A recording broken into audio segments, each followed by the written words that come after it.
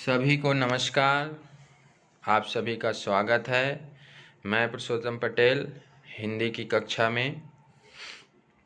आज हम पढ़ेंगे कक्षा 9वीं हिंदी क्षितिज भाग 1 का पाठ है ना, काव्य पाठ रसखान की सवैये। रसखान जी का हम लोग जीवन परिचय भी देखेंगे संक्षिप्त रूप में, फिर आगे पाठ की रूपरेखा, फिर एक एक करके हम पहला सवैया हो, दूसरा सवैया हो, तीसरा सवैया हो या चौथा, उन सबको एक एक करके देखेंगे व्याख्या उनकी। तो आइए संक्षिप्त परिचय रसखान जी का देखते हैं। रसखान जी का जीवन परिचय कुछ इस प्रकार है। रसखान एक कृष्ण भक्त मुस्लिम कवि थे। मुस्लिम कवि है ना, इससे ये क्या पता चल रहा है कि इन्होंने जाति पाति और धर्म के भेद को नहीं माना और एक मानवीय है ना जाति को अपनाते हुए इन्होंने अपना जीवन जिया और कृष्ण भक्ति में लीन हो गए। कृष्ण इनके आराध्य हैं और ये कृष्ण भक्ति में लीन रहे। उनका जन्म 1548 के आसपास दिल्ली में हुआ था। उनकी मृत्यु सन 1628 के लगभग मानी जाती है। उनका मूल नाम सैयद इब्राहिम था। कवि रसखान भक्ति काल की रीतिमुक्त काव्यधारा के प्रमुख कवियों में से एक हैं।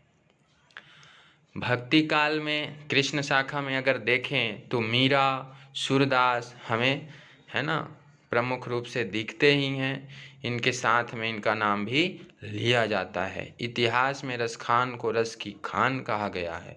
इनके काव्य में भक्ति व श्रृंगार रस दोनों मिलते हैं। रसखान कृष्ण भक्त हैं और उनके सगुण और निर्गुण निराकार रूप दोनों के प्रति श्रद्धावान हैं।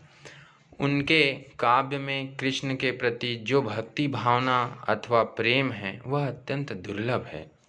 वह अपनी रचनाओं में श्री कृष्ण को प्रेम करते हैं और निरंतर उनके सौंदर्य, रूप सौंदर्य है ना, राधा कृष्ण प्रेम, गोपी कृष्ण प्रेम, उनकी बांसुरी, उनके कुंडल, उनके नेत्रों का वर्णन करने में मग्न रहते हैं।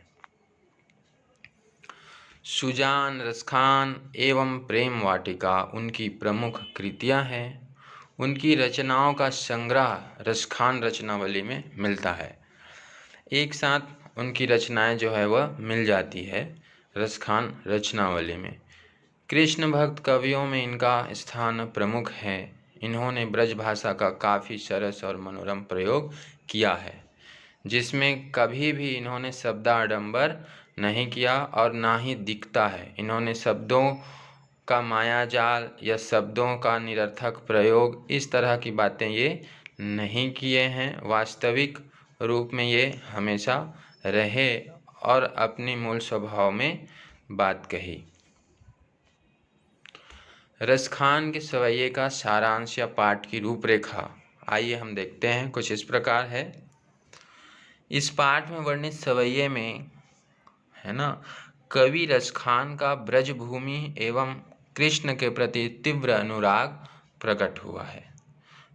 ब्रज भाषा का सहज एवं मनोहर रूप तथा सवैया छंद की गतिमयता एवं लालित्य का दर्शन भी हमें इनमें प्राप्त होता है। गतिमयता, छंद की गतिमयता, छंद की एक अपनी महिमा होती है। वर्णिक छंद हो चाहे मात्रिक छंद हो, है ना, दोनों को ही एक निश्चित यति गति लय में कहा जा सकता है, गाया जा सकता है। तो उनका लगाव कहाँ है? कृष्ण की भक्ति में। उनकी लीला भूमि वृंदावन की प्रत्येक वस्तु के प्रति उनका लगाव प्रकट हुआ है।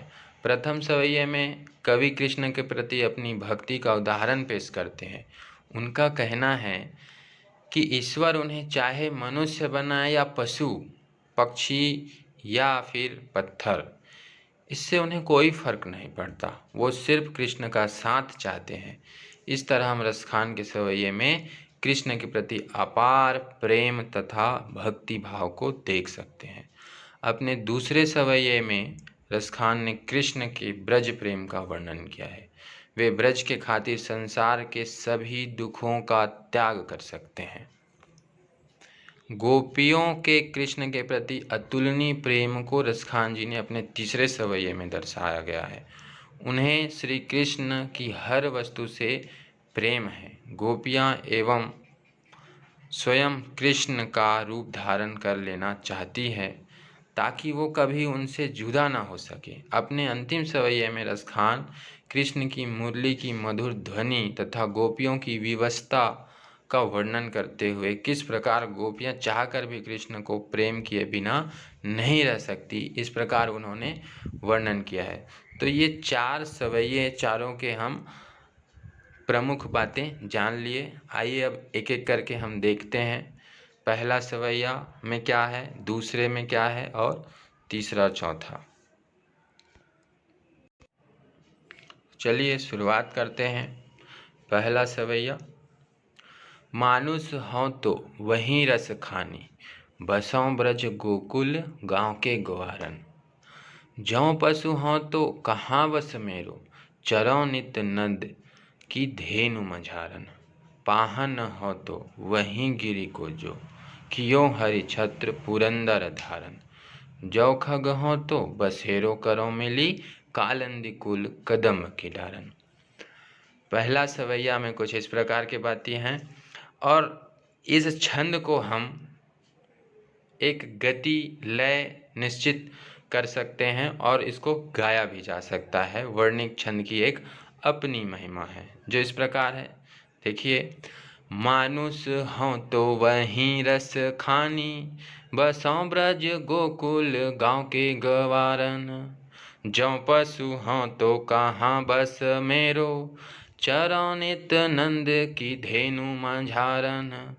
पाहन हो तो वहीं गिरि को जो, कियो हरि छत्र पुरंदर धारन। जो खग हो तो बसेरो करो मिली, कालंदी कुल कदम्ब की डारन। जो खग हो तो बसेरो करो मिली, कालंदी कुल कदम्ब की डारन। मानुष का अर्थ यहाँ पे क्या है, मनुष्य से। हों, हों का अर्थ यहाँ होना। बसों, बसों का अर्थ है यहाँ पे बसना। गवारन, गवारन ग्वालों से संबंधित है। पशु, पशु जानवर को कहा गया यहाँ पे, वहाँ की गाय। कहाँ बस मेरो, मेरा बस न होना, मेरा बस नहीं है। चरों का अर्थ यहाँ पे चरने से है। नित, रोज, नित का अर्थ क्या हो गया, रोज। और प्रतिदिन। धेनु का अर्थ है यहाँ पे गाय। मंझारन मध्य की बात होती है, इन बिटवीन की बात हम जब करते हैं तो ये मंझारन हो गया, बीच की बात। पाहन का अर्थ है यहाँ पे पत्थर। गिरि का अर्थ है पर्वत, पहाड़। हरि छत्र, हरि छत्र प्रभु या कृष्ण का छत्र या छाता। भगवान कृष्ण ने उंगली में, है ना, अपने छोटी उंगली में उठा लिया था पूरे पूरे गोवर्धन पर्वत को। पुरंदर का अर्थ यहाँ पे इंद्र। धारण का अर्थ है धारण करना या उठाना। खग, खग का अर्थ है पक्षी। बसेरों का अर्थ है बसना। कालंदी, कुल, है ना, इसका अर्थ है यमुना का किनारा, यमुना जी का किनारा। कदम एक वृक्ष है। डारन का अर्थ है यहाँ पे डाली से। तो आइए रसखान जी के इस पहले सवैये के भावार्थ हम देख लेते हैं। प्रस्तुत पंक्तियों में कवि रसखान के श्री कृष्ण एवं उनके गांव गोकुल ब्रज के प्रति लगाव का वर्णन हुआ है और वो कहते हैं, रसखान मानते हैं कि ब्रज के कण कण में श्री कृष्ण बसे हुए हैं। इसी वजह से वे अपने प्रत्येक जन्म में ब्रज की धरती पर जन्म लेना चाहते हैं। अगर उनका जन्म मनुष्य के रूप में हो तो वो गोकुल के ग्वालों के बीच में जन्म लेना चाहते हैं। पशु के रूप में हो तो वो क्या करना चाहते हैं, वो गोकुल की गायों के साथ घूमना फिरना चाहते हैं। अगर मान लो वो पत्थर भी बने तो वो उसी गोवर्धन पर्वत का हिस्सा बनना चाहेंगे, पत्थर बनना चाहेंगे जिसे श्री कृष्ण ने इंद्र के प्रकोप से गोकुलवासियों को बचाने के लिए अपनी उंगली पर उठाया था। अगर वो पक्षी भी बने तो वो यमुना के तट पर कदम के पेड़ों में रहने वाले पक्षियों के साथ रहना चाहते हैं। इस प्रकार कवि चाहे कोई भी जन्म ले, वो रहना ब्रज की भूमि पर ही चाहते हैं। इस प्रकार रस खान केवल ब्रज भूमि से ही अपना संबंध स्थापित करना चाहते हैं। इसमें आगे देखते हैं दूसरा सवैया। या लकुटी अरु कामरिया, पर राज तिहूं पुर को तजी डारऊं। आठों सिद्धि नवनिधि के सुख, नंद की गाय चराई बिसारऊं। रस खान कबों इन आखिन सौ, ब्रज के बन बाग तड़ाग निहारऊं। कोटिक ए कल धौत के, धाम करिल के कुंजन ऊपर वारऊं। या लकुटी, लाठी की बात हो रही है यहाँ पे। अरु का अर्थ है और, कामरिया एक कंबल। तिहूं पर, तिहूपुर तीनों लोक, तीन का अर्थ हो गया, तिहूं का अर्थ हो गया यहाँ पे तीन, पुर का हो गया लोक। तीनों लोक को तजी डारो, त्याग देने की बात हो रही है। तजी का अर्थ है त्याग। आठों सिद्धि नवनिधि, 8 सिद्धियां होती है, आप लोग जानते हैं। अणिमा, महिमा, गरिमा, लघिमा, प्राप्ति, प्राकम्य, इसित्व, वसित्व, इस तरह से 8 सिद्धि को छोड़ देने की बात। उसी प्रकार नवनिधि, अष्ट सिद्धि नवनिधि के दाता जैसे हम कहते हैं, तो नवनिधियों में पद्म, महापद्म, शंख, मकर, कच्छप, मुकुंद, कुंद, नील एवं खर्व, ये कुबेर के नवनिधियों में से है ना, हैं। गाई का अर्थ यहाँ पे गाय से है। बिसारों का अर्थ है भूल जाने से है। रसखान कबों इन आखिन सौ, कबों कभी, सौ का अर्थ है सौ से। वन का अर्थ है यहाँ पे वन, जंगल। और तड़ाग यहाँ पे बताया जा रहा है इसके द्वारा, तड़ाग के द्वारा तालाब को। निहारों देखना, कोटि का अर्थ होता है करोड़, तो कोटिक हो गया करोड़ों। कल धौत के धाम, सोने चांदी के महल। करिल कांटेदार झाड़ी, कुंजन लताओं से भरा स्थान। वारों का अर्थ होता है उस पर चढ़ा देना, छोड़ देना, नेछावर कर देना, वारों। तो आइए हम भावार्थ देख लेते हैं। दूसरे सवैये का भावार्थ कुछ इस प्रकार है। इन पंक्तियों में रसखान जी कह रहे हैं भगवान श्री कृष्ण एवं उनसे जुड़ी वस्तुओं के प्रति बड़ा गहरा लगाव देखने को मिलता है। वे कृष्ण की लाठी और कंबल के लिए तीनों लोकों का राजपाट तक छोड़ देने की तैयारी में है, वो तैयार हैं इसके लिए। अगर उन्हें नंद की गायों को चराने का मौका मिले तो वो इसके लिए 8 सिद्धियों और नवनिधियों के सुख को भी त्याग सकते हैं। जब से कवि ने ब्रज के वनों, बगीचों, तालाबों इत्यादि को देखा है, वे इनसे दूर नहीं रह पा रहे हैं। जब से कवि ने करील की झाड़ियों और वन को देखा है, वो इनके ऊपर करोड़ों सोने के महल भी न्यौछावर करने के लिए तैयार हैं, त्याग देने के लिए। तजी का अर्थ है यहाँ पे त्याग, है ना। तो ब्रज भूमि में निवास करने के लिए मैं तैयार हूँ, ये सभी को त्याग करके, ऐसा वो कहते हैं। अगला सवैया हम देखेंगे। अगला सवैया कुछ इस प्रकार है। मोर पखा सिर ऊपर राखी हों, गुंज की माल गरे पहिरौंगी। ओढ़ी पितंबर लैल कुटी, बन गोधन ग्वार निसंग फिरौंगी। भावत वो ही मेरो रस खानी, सो तेरे कहे सब स्वांग करूँगी। या मुरली मुरलीधर की अधरान धरी अधरान धरूँगी। मोर पखा, मोर पंख से निर्मित मुकुट को हम बोल रहे हैं। राखी हों, रखूंगा का अर्थ है यहाँ पे राखी हों। गुंज, घुंघुची, एक विशेष प्रकार का मोती रूपी एक दाना, एक माले की तरह। माल का अर्थ है माला। गले, गरे का अर्थ यहाँ पे गले से है। पीतंबर, पीला वस्त्र। गोधन, गाय को ही कहा जा रहा है। ग्वारिनी, ग्वाल को कहा जा रहा है। बाल, फिरौंगी का अर्थ है घूमूंगी। भावतो, अच्छा लगना, भाना मुझे, है ना। स्वांग, भेष बदलना, स्वांग बदल करके भेष बदलना। मुरलीधर, श्री कृष्ण का एक नाम। अधरान, होठों पर। धरी का अर्थ है यहाँ पे रखी। अधरा का अर्थ है होठ। धरूंगी का अर्थ है रखूंगी। अब पिछले दो पंक्तियों में, पिछले दो सवैये में हमने देखा कि वह भक्ति भावना की बात, लगाव की बात कर रहे हैं। अब इसमें गोपियों की बात है। आइए भावार्थ देखते हैं। प्रस्तुत पंक्तियों में रसखान ने श्री कृष्ण के अपार प्रेम करने वाली गोपियों के बारे में बताया है, जो एक दूसरे से बात करते हुए कह रही हैं कि वो कान्हा द्वारा उपयोग की जाने वाली वस्तुओं की मदद से कान्हा का रूप धारण कर सकती हैं, मगर वो कृष्ण की मुरली को धारण नहीं करेंगी। ईर्ष्या है उनसे।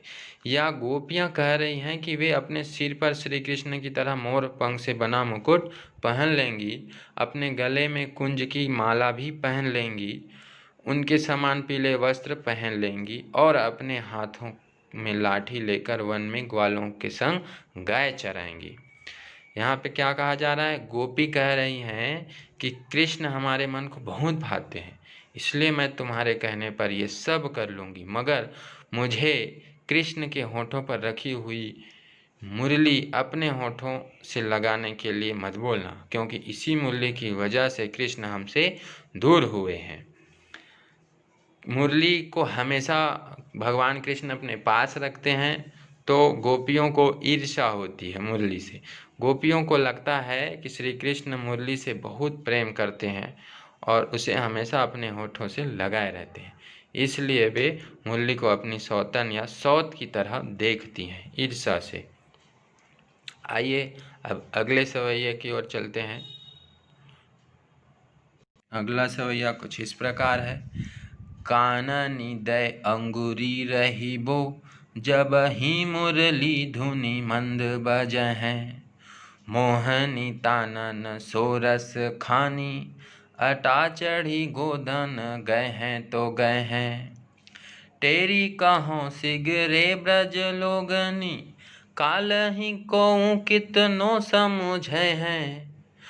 माई रीवा मुख की मुस्कानी, सम्हारी न जय है न जय है न जय है। बड़ा ही सुंदर और रोचक ढंग से यह चौथा सवैया जो है। काननी का अर्थ यहाँ पे काननों में, दय का अर्थ है देकर, अंगुरी का अर्थ है उंगली, रहीबों, रहीबों रहेंगे या रहूंगी, जबही, जबही का अर्थ है जब भी, धुनी, धुन यानी तान, तान की बात हो रही है। मंद का अर्थ है यहाँ पे धीमा, बजहें का अर्थ है बजाएगा, तानन का अर्थ है तानों से, अटा, अटारी की बात हो रही है, महल की बात हो रही है। गोधन, गोधन का अर्थ है यहाँ पे गाय। एक लोकगीत, टेरी का अर्थ है पुकारना। सिंगरे, सिंगरे का अर्थ है पूरे, संपूर्ण से बात हो रही, संपूर्ण लोगों को पुकार करके बोला जा रहा है, ब्रज लोगनी को, ब्रज के लोगों को। कल, कालही का अर्थ है कल। कौं का अर्थ है, कौं का कोई। माई, माता की बात हो रही है। सम्हारी न जय हैं, संभाला न जाना, संभाला न जाना, न जय है न जय। आइए देखते हैं भावार्थ। रसखान के सवैये के भावार्थ। रसखान ने इन पंक्तियों में गोपियों के कृष्ण प्रेम का वर्णन किया है, जो चाहकर भी कृष्ण को अपने दिलो दिमाग से निकाल नहीं सकती हैं। इसलिए वह कह रही हैं कि जब कृष्ण अपनी मुरली बजाएंगे तो वो उससे निकलने वाली मधुर ध्वनि को नहीं सुनेंगी, वो सभी अपने कानों पर हाथ रख लेंगी। उनका मानना है कि भले ही कृष्ण किसी महल पर चढ़कर अपनी मुरली की मधुर तान क्यों न बजाए और गीत ही क्यों न गाए, जब तक वो उसे नहीं सुनेंगी तब तक उन पर मधुर तानों का कोई असर नहीं होने वाला। लेकिन होता कुछ ऐसे है। लेकिन अगर गलती से भी मुरली की मधुर ध्वनि उनके कानों में चली गई तो फिर हम अपने वश में नहीं रह पाएंगे। फिर चाहे हमें कोई कितना भी समझाए, हम कुछ भी समझ नहीं पाएंगे। गोपियों के अनुसार कृष्ण की मुस्कान इतनी प्यारी लगती है कि उसे देखकर कोई भी उनके वश में आए बिना नहीं रह सकता है। इसी कारणवश गोपियाँ कह रही हैं कि श्री कृष्ण का मोहक मुख देखकर उनसे खुद को बिल्कुल भी संभाला नहीं जाएगा। वे सारी लाज शर्म छोड़कर श्री कृष्ण की ओर खींची चली जाएंगी और वो अपने आप को इसलिए दोषी नहीं मानती। सभी को आशा करता हूँ ये पाठ समझ में आया होगा। सवैये रसखान जी की बड़ी ही रोचक भक्तिमय है। सभी को धन्यवाद। आपका दिन शुभ हो।